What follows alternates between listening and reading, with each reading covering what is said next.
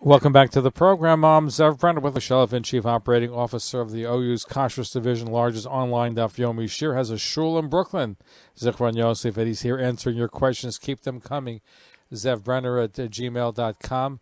Zev Brenner at gmail.com. Rochelle writes, Rabbi Elefant, are paper cups, plates, or cupcake liners permissible on Pesach? Yes, they are. Okay. Here's Shmuel writes, Rabbi Elefant, how do I kosher pots, spoons, forks, etc. that during the year got mixed up between milchiks and flakeshiks? Can I just pour the hot water on it while koshering, or needs to be dipped in the boiling pot itself? So that's a great question. And let's start with one very important point. And that is that the Taz, and that's the halacha, teaches us that one should not take dairy spoons, dairy silverware, and meat silverware, and kosher them back and forth. That's something that shouldn't be done on a regular basis. However, if, as this person is indicating, they got mixed up and he needs to kosher them, or if he's koshering silverware because it's Comets silverware and he wants to be able to use it on Pesach, so then he needs to kosher. The way you kosher silverware is to make sure they're absolutely clean, not use them for 24 hours, and then take a pot.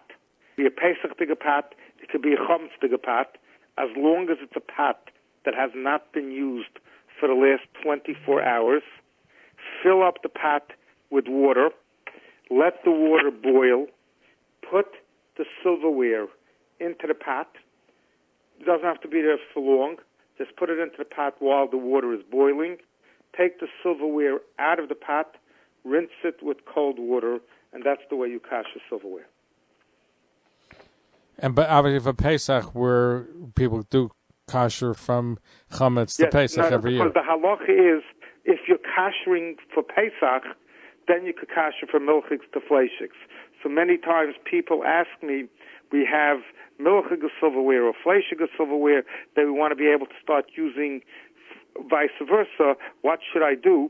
And I tell them that they should wait for Pesach, and if you're koshering it for Pesach, once you're koshering it, you could also switch it. Right. So notice if you want to kosher, wait till Pesach, and then you can do it with less issues involved. Right. Correct. Okay, so that's the answer. Okay, we're keeping those emails coming. And let's see. Sarah writes, if a box of matzah says not for Passover, does that mean it's actually chametz? It could be chametz, because we know, if anybody's ever been in a matzah bakery, we're very careful in the matzah bakery to make sure that the matzahs are baked within 18 minutes. And doesn't make a difference if it's a hand matzah bakery or a machine matzah bakery. Everything has to get done within 18 minutes. But that's for Pesach. For all year round, we are not careful about that. And therefore, it could be baked in more than 18 minutes. So I would not necessarily call that matzah chametz. What I mean to say is, many people, I could say it's a very big part of the questions that we get at this time of the year. Many people have the custom that they don't sell chametz gomer, something which is really chametz. They won't sell. So they won't sell bread. They won't sell cereal, etc. But even those people that don't sell chametz gomer, something which is not chametz gomer, they do sell. So the question is matzah, which has on it the statement that you just read, not for Passover use. So you can't use it on Pesach. You can't have it out on Pesach. But I would not necessarily call it chametz gomer. And therefore, even if you don't sell chametz gomer, you could sell that matzah. Here's somebody else, right? Is the fennel bulb kitnius? The fennel seeds are kitnius. They may be kitnius. You shouldn't use them. Okay, good question. Alexander writes, is there a stainless steel dishwasher that can be koshered for Pesach? Also, I don't believe that there's any dishwasher that can be kosher for Pesach. Even if the point of the question is a good point, because it used to be that most dishwashers were made out of enamel. The walls were enameled. Enamel is called a klicheres. Something which is a klicheres can never be koshered. These dishwashers are stainless steel. Stainless steel can be koshered. But if you look inside the dishwasher, there are many nooks and crannies.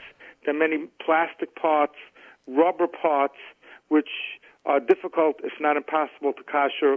I don't have a good way of recommending how somebody could kosher a dishwasher for Pesach. I strongly recommend not to kosher it. If washing dishes is difficult, then use disposable. There's nice disposable that you could use rather than getting into the shilas of koshering a dishwasher. Here's another email question. What is the definition of 18 minutes by the OU with regard to machine and hand shmura matzah? 18 minutes means 18 minutes. That from the beginning till the end, it did not from when they started preparing this particular batch of matzahs. That means from when they start pouring the water into the dough, into the flour, which is the first step in the matzah baking, until the completion of the baking is all done within less than 18 minutes. Here's another question. Let me just see so many questions coming in. Okay. I'd like to know if Clinique and Bare Mineral makeup can be used for Pesach. The makeups could be used for Pesach. The only makeups I tell people to try to get on the list that are recommended on the list are the lipsticks, because that's going on your lip, that's going into the food, touches the lipstick, and then goes into then you eat it, you chew it. So the lipsticks, anything that's like the toothpaste, that's where I say you should get something that's recommended or certified for Pesach. But the creams, the perfumes are fine. And what you said, or basically any mouthwash, any that's open fresh or toothpaste you can use for Pesach, pretty much. I didn't say that. They have to use the ones that are in the list. So just Listerine and Pesach. Scope? Was that Listerine and Scope? Listerine I know is fine. Listerine is fine. I'm looking at the list as we speak. Scope is actually not on the list, so I can't tell you what the status of Scope is. Oh, it used to be on the list. It used to be on the list and maybe on other lists. The book that I use, that I work with, is Rabbi Bess from California's book, and he does not have Scope listed there. I'm not saying it's not good. I'm just saying it's not listed. Here's another email. We're getting a lot of this about kosher. I guess people are staying home. How do you kosher an electric stovetop? We've gone through that, but it seems like people still have an electric stovetop can be koshered. What you need to do is make sure it's completely clean, and then put on the grates at the highest, put a blech, an aluminum sheet, on top of it, and let it get very hot. Okay, and we had the whole thing with the glass and with the ovens. The glass, that may be the number one question this year, but I don't have an answer for that. See, because David writes, from the story of the picture of the door covering of the vents, it appears that they are referring to covering the outside glass of the door. The glass on the inside has no vents. Question, please be specific as to which glass has to be covered, the inside glass or the outside glass. Inside glass. We spoke about this Motzei Shabbos. Whoever is asking is correct.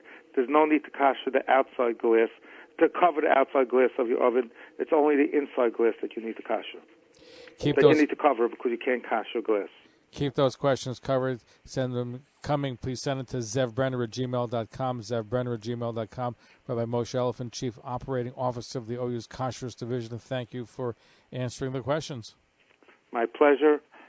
It's so wonderful to see how serious people are taking this yontif. It's just great. It's great to see. And good questions, too. So keep them coming. Yes, very serious questions. And we're going to be right back. Don't go away. Stay tuned. Follow us on Facebook, Twitter, and Instagram.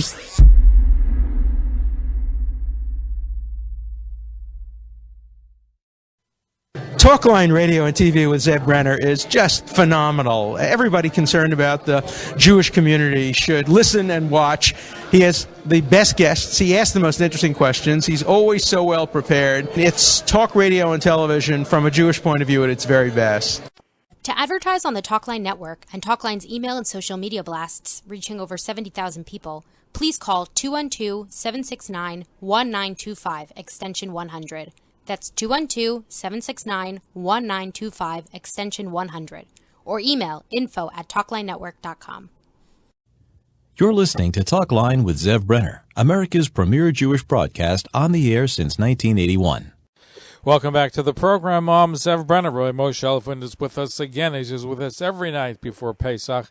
He is the Chief Operating Officer of the OU's Cartridged Division, has the largest online daf yomi. He's the Rav of a shul in Brooklyn, Zichron Yosef, and he's here answering your Pesach questions. Email us, zevbrenner@gmail.com, zevbrenner@gmail.com. We'll get to as many of your email questions as we can. Rabbi Elefant, Joy in Manhattan writes, are ShopRite raisins kosher for Passover? Do they need an OUP? I don't see them listed. Yes, they do. Raisins, dried fruits need special Passover supervision, and the reason is because they're usually coated with some sort of an oil. The reason they're coated with the oil is that they shouldn't stick, and that oil needs, obviously, supervision for Pesach. Speaking of oil, here's another question. Please ask Rabbi Elefant if canola oil is kosher for Pesach with supervision, of course, or is it kitniot? It's kitnios. Okay. Do I have to clean out my outside garbage cans before Pesach? Very, very important, particularly this year, and I'll tell you what I mean. Garbage cans belong to you, and anything that belongs to you may not have Comets in it. So if you're going to be eating Comets this week, and of course, as we've been discussing over and over on the program, you could be even eating Comets all day Friday. We're going to be eating Comets Friday night. We're going to be eating Comets Shabbos morning. And the leftovers, you may want to put in your garbage, particularly if your garbage is within your property, so there's no issue of carrying outside, or even if your garbage is not in your property, but you live in a community where there's an Erev. Putting Comets into your garbage is the same as having Comets in your house. You own your garbage can, and therefore you need to be careful to clean out your garbage cans to make sure there's nothing in there, and not have any Comets in your garbage can after the time that you're not allowed to have Comets. Don't put it into the garbage can, put it out on the street, but not into the garbage can. Very, very important. So what you're saying, in addition, even if you don't throw out chametz on Shabbos into your garbage cans, they must be cleaned out before Yom Tov to make sure. Even if you don't put it in on Shabbos, you don't have an Erev, but if it's not taken away, if it hasn't been taken away by the sanitation department by Shabbos about 11:30, then you have a real issue because you have chametz in your property after the time that you're not supposed to. Getting a lot of in-house Pesach question. Here's one dealing with cleaning up in the house. Koshering a hot water urn hasn't been used in a year. What do I do? So if it hasn't been used in a year, so if you don't use it for a chametz purpose, you only use it to keep water hot, like on over Shabbos, make sure that's completely clean inside. Many times, because it holds water on such a regular basis, what we have discovered is that there's like a buildup of like a white stone, and that would be a problem. You need to get that removed, and if you can, and then afterwards you should pour on it. Not use it for 24 hours, obviously. Make sure it's clean, and pour on it boiling water. However, what you need to remember is that the hot water urns have, all of them have plastic parts. And there is a big question in different customs regarding koshering plastic for Pesach. Some do and some don't. So if you don't kosher plastic for Pesach, then you have no way of koshering the urn. They all have plastic parts. If, on the other hand, you do kosher plastic for Pesach, do as I just described. Now, here's the thing, though. There's real no chametz that's in there. It's water, so why? Right, but anything that's on a counter, there's 2 points I'd like to make to respond to that. Anything that's on a counter, week in, week out, that has chametz all over the place, I'm uncomfortable allowing it to be used without any koshering, even if you only use it for water. Secondly, many people, because you can't put something on an oven on Shabbos, use the hot water urn to put different foods, kugel, challah, or whatever, on top of the urn on Shabbos, not cooking it. It's not going to get very hot, but it may be able to get a little warm or take off the chill. And then it had real chametz on it. So I'm just not comfortable saying that something that's on a counter with Comets on such a regular basis can be used without kashrut. But if the top was not used to put on to heat up food, and it's so then you could be a little more lenient. That's what I thought, because there's no comment. But again, and I try to be reasonable and understanding and fair in my approach. But there are certain things that we are all machmer on. I'll give you an example. The becher, the cups that we use every week to make kiddush. So what do we put into it? We put into it wine or grape juice to make kiddush. Nobody's using it for hat usually. Nobody's putting challah into their silver cup that they're making kiddush on. Yet it's accepted in all communities that if you want to use that cup on Pesach, and there is a point to use beautiful utensils and vessels, bring them to the Seder, that you would not use that becher without kashrut. You can make an argument. I only used it for kosher wine and kosher grape juice. I didn't use it for chametz. But anything that comes into contact with chametz on a regular basis, I feel should be kasher. But that's different than an urn, because you could be eating challah and your mouth's not clean and you're drinking from the becher. Right, okay, you can make an argument in both directions. And again, I'm not saying that there is no room for leniency on the urn. I'm just not comfortable to say it. Okay, so it's something which we have to earn your respect on that. Anyway, all right, okay, I'll take that. Here's another question. Can't put racks in self-clean oven; it will ruin them. So should racks go in for 550 degrees broil for 60 minutes? No, then if you can't, whoever wrote that question is correct. I don't want to take responsibility for anyone's rack that are left through the self-cleaning cycle. They get discolored, they could bend. And if you don't want to do that, then I understand why you don't want to do it. You have a number of choices. One choice is to buy special racks just for Pesach. Another choice is to cover the racks with silver foil. I would recommend using 2 layers of silver foil. But just by cashering it and putting it on 550 would be not enough. Not enough. Even putting on the self-clean, it's not enough to do. Okay. No, putting it through the self-cleaning is enough. But you run the risk. So let me read the question. I think it goes into a little bit more detail. The question writes: should racks go in for 550 degrees broil or 60 minutes and then do self-clean for oven, or do self-clean for oven and then run broil 550 degrees? No. There's no reason to do both. That's excessive. If you're running it through a self-clean cycle, that's enough. There's no reason to do any more than that. But I'm saying that I'm getting reports that when you do so, you may ruin your rack. Right. Color it. But if you run it through a self-cleaning cycle, that's a perfectly fine kashrut. And then I think part 3, and you may have answered it, or once racks are in for an hour, is the oven cleaned? No, you have to run through the entire self-cleaning cycle. Here's another question. Again, a lot of cleaning questions. Can a chametz frying pan go in a kosher oven for libun for how long and what setting? No. If you want to kosher a frying pan, the only way you could kosher a frying pan is by exposing it. You could put it through. You want to put it through your self-cleaning cycle. That will be fine. However, that will only be acceptable if the frying pan does not have a Teflon coating. If it has a Teflon coating, it cannot be koshered. So you can't Teflon coating, you can't kosher a frying pan. Right. Okay. People have lots of questions. Here's another question. First of all, thanks for your help in koshers and thanks for your all daf. I listen often. Question. In regards to glass cooktops, which can be kosher for Pesach, they have a special silicone cover to use over this. Is this okay? Also, for the new style glass Shabbos hot plate, can this be used for if it's cleaned well, or do I need a new plate for Pesach? You can't use the one that you use for chametz all year round.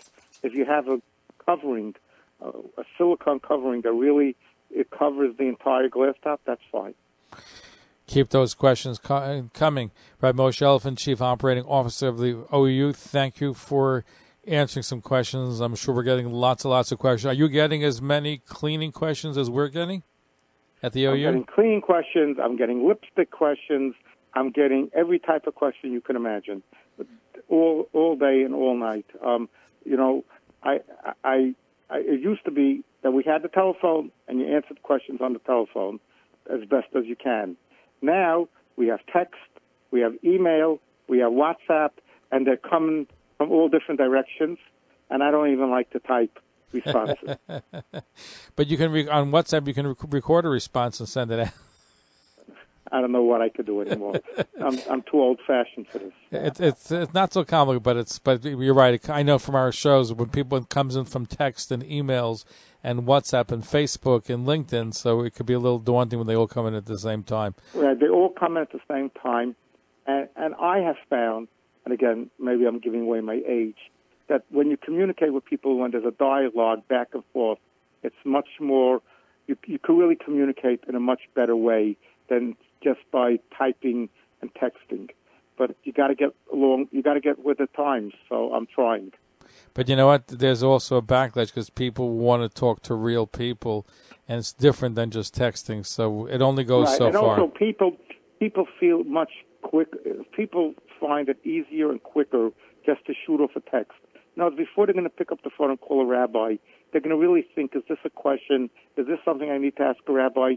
But they're much quicker to ask a question by text or email or WhatsApp, and that's why the volume is enormous. No, we live in interesting times where people are texting but at least they're asking questions, and that's the most important thing. So right, and the most important thing is don't take your phone up to your bedroom. So when I go up to sleep, my phone stays downstairs, and otherwise I will be answering text all night long. You can probably answer the questions in your sleep. I could, but I need to sleep. The couple hours I do. No, absolutely. I know you're working very hard because in addition to answering questions here, he's the Chief Operating Officer of the OU's Cartridged Division. Tons of questions coming in. He's also has the largest online daf yomi. Sure has a shul, which is new for this year, a shul in Brooklyn. So all these things could be full-time positions, and you put them all together. I'm sure you're overwhelmed. I'm sure you're looking forward to resting. I'm looking forward to Yontif very much. I'm looking forward to spending time with our family. We can't forget the incredible mitzvah that we get of Igada to Levincha, of connecting to our children and teaching them our experiences, the experiences of our forefathers, is something very special and very unique that I would never want to miss. Moshe Elefant, thank you for joining us. Good night. I look forward to having more of your questions answered tomorrow. So thank you. God willing. We're going to be right back. Don't go away. Stay tuned. Hi, this is David Gabe, and you're listening to The Zev Brenner Show. Follow us on Facebook, Twitter, and Instagram.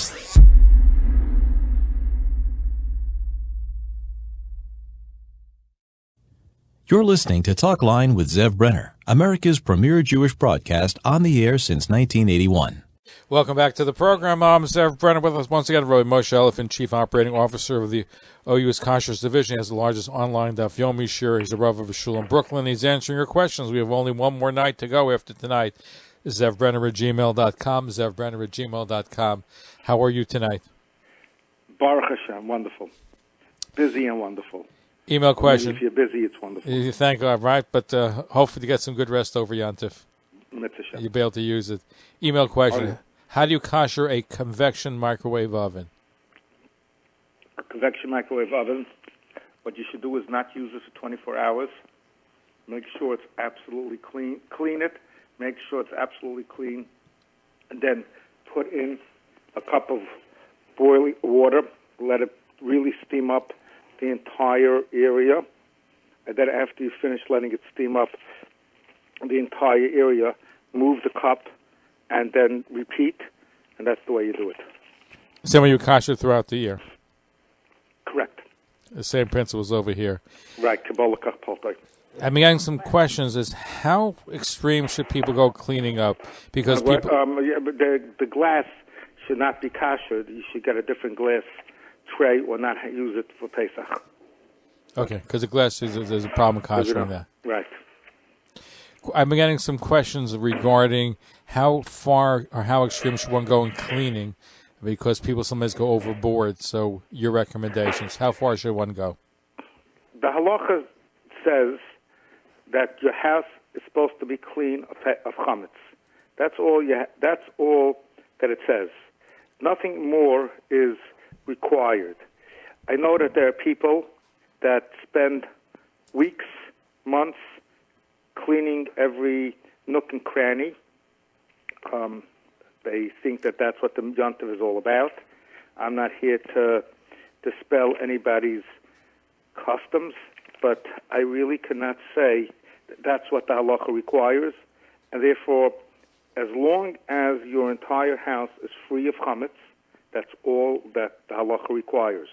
So if you have a room or a closet that chametz doesn't come into that room, you don't have to clean that room. Or if you have to clean it to the degree that you're confident that there's no chametz. That's why tomorrow night in Mitzvah Shem we're going to have bedikas chametz to make sure that that is indeed the case. And halachically, nothing more than that is required. I got a call from one of our listeners. He said, Rabbi Elefant, that you use the term silver foil and aluminum foil interchangeably. He says there's a difference between silver foil and aluminum foil. Silver foil might be a problem. So let's clarify. There's no problem with silver foil. There's no problem with aluminum foil. They're both perfectly fine. So whatever term I use, they both can be used. Okay, so there's no difference really between the silver and aluminum foil. No, not for the purposes that I mention in our programs. But so halachically, there's no issue. There's just maybe some other. No. Okay, good. So I'm glad to clarify that because I had a call from somebody who seemed a little distraught about that today. Let's just go over for a few moments again the procedure, what one should do on Shabbos, because so it really starts as early as tomorrow morning, because people who are Bechorim, firstborn sons, usually they're used to Erev Pesach being Tanis Bechorim, and that's the day that they try to attend the Siyum and therefore be able to eat. This year, it's on Thursday, which is 3 days before Pesach. Pesach is on Sunday. It's not on Erev Pesach because Erev Pesach is Shabbos. It's not on Friday because once it's not Friday, it's on Thursday. So anybody who wants to eat tomorrow on their Bechor should try to participate tomorrow morning in a Siyum. Besides that, tomorrow night, again, Thursday night, is the night for Bedikas Chametz. That's the night that you should do it with a bracha. If you're leaving before tomorrow night, then you should do Bedikas Chametz tonight even, you even put out the 10 pieces, but don't make a bracha. Friday morning is when we will burn the chametz, and even though we're allowed to eat chametz all day Friday, we have to make sure to burn the chametz at the same time as if Friday were Erev Pesach. So everybody should check in their calendars based on where they live when the Zman for burning the chametz is on Friday morning, and then you say Kol Chamir as well when you burn it on Friday morning, and then you could continue eating chametz until Shabbos. Here in New York, it's about 10:29. I don't know, different neighborhoods have different times, so everybody should check their calendars. Friday night, and this goes for all of the Shabbos meals, the food that you should be preparing, anyone should be preparing for the Shabbos, should be Pesach Diga food made in Pesach Diga pots and pans. However, we do have to wash and eat challah at every Suda on Shabbos. So some people are going to eat egg matzah, certainly those who are in hotels where they don't want to bring any chametz in. It's much harder to control. In your home, if possible, it's better to have challah, and lechem mishnah. Friday night, make kiddush and eat challah in some corner of your home, and make sure you keep it as clean as possible. Or if you have a porch, eat it outside on the porch, and then come inside at your Pesach table. You should eat a regular Shabbos meal. When you wash, and we're eating the challah, I just got this question a couple of moments ago. So you're going to be beginning the meal in one place and continuing the meal in another place. So what you should do is when you start the meal, wherever you are starting it, have in mind that I'm going to finish the meal elsewhere in my home, and that I should be able to bench there. And therefore you won't have any questions about where to bench. The Shabbos morning, everybody should be davening early this Shabbos morning. The different shuls, my shul is davening 6:45 the Shabbos morning, and so I think on most shuls, because we need to get home after davening, and after davening, if at all possible, one meal we certainly have to eat with washing on challah or egg matzah, preferably, if possible, if there's time, take a break between the two meals, and then eat a second meal that way, washing, and then benching, and all of that has to be done before 10:29, as I said. This is not optional. That's the latest time you have. Afterwards, you should say kol chamira. Of course, before you eat any any Pesach food, you should rinse out your mouth from any crumbs or comets that may be left in your mouth. If you have any challah left over, try to be conservative in buying only as much as you need, so you shouldn't have much left over. But any that you have left over, if you live in a neighborhood where there's an Eruv, put it out in the street. If not, you have to flush it down the toilet. It can't be put into your pantry and say, well, I'm including it with the Comets that I sold. The Comets that you sold is going to be sold right before Shabbos, and you can't add to that at that point. So you have to put it into the pan. You can't. That is not an option for you. To try to get rid of that chametz in the different manners that I said. If you have somebody that you can give it away to, that's also a possibility. But you can't just put it away and say I'm including it in the sold chametz, and you can't. That's not an option. I thought it was an option that you mentioned at the beginning of the week, that's a possibility. No, it's not an option. You can't put away that chametz because you sold all your chametz, and the chametz was sold before Shabbos. So nothing can be added to that sale at that point. So it's too late. Too late. And then you have the whole day. You could eat, but you shouldn't start a meal after 4 o'clock in the afternoon because then it's already too close to Yontif to start a meal. Anyway, you can't eat bread. You can't eat bread nor matzah all day on Erev Pesach on Shabbos. We don't eat matzah, and certainly we can't eat bread after the Zman. So the balance of the day we leave just to be able to eat other Pesach foods, fruits, vegetables, all sorts of Pesach food. I strongly recommend that people should eat for two reasons. First of all, the shalshudas that you ate in the morning is not really a great shalshudas because shalshudas is really supposed to be eaten in the afternoon.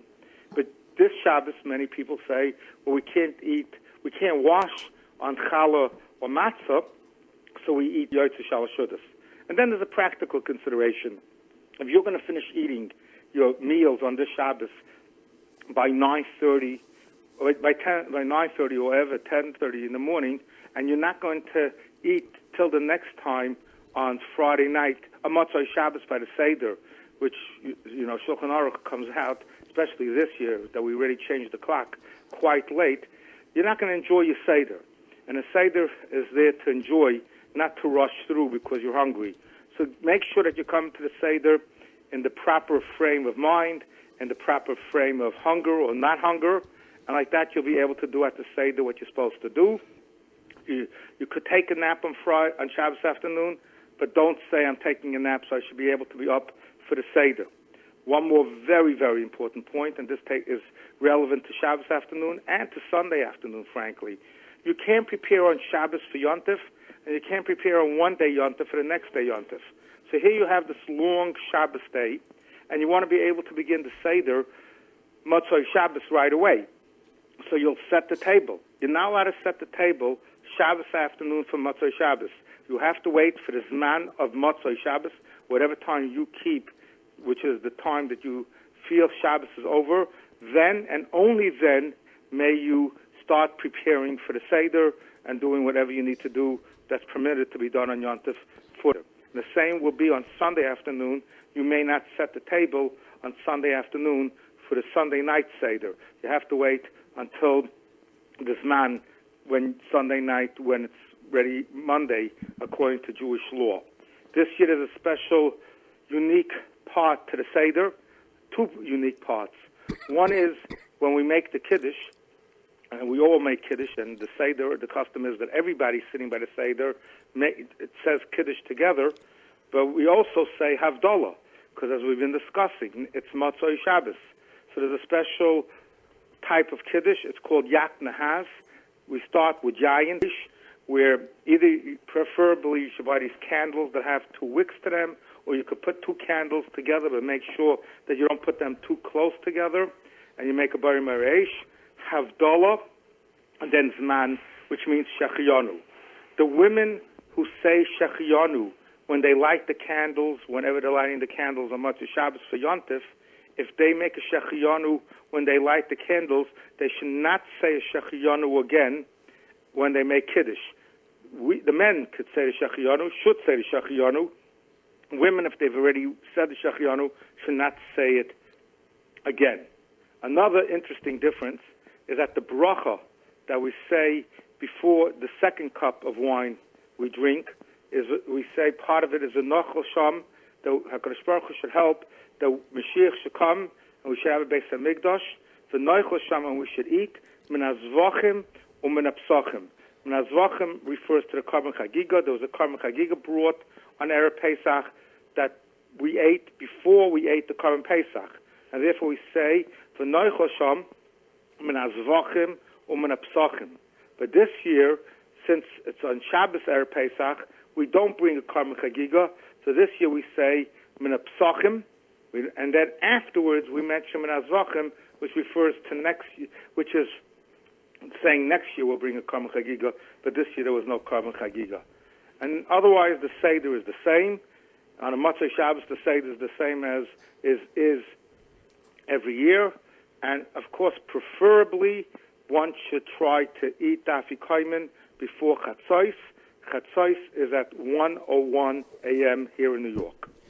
30-second quick question. If one doesn't attend a siyum, can one give money to tzedakah, the amount of food that he would normally consume that day? No.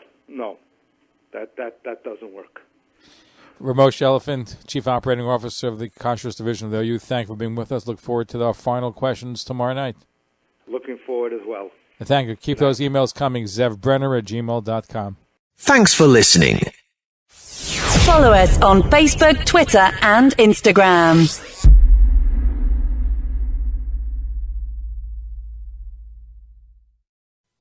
Talkline radio and TV with Zev Brenner is just phenomenal. Everybody concerned about the Jewish community should listen and watch.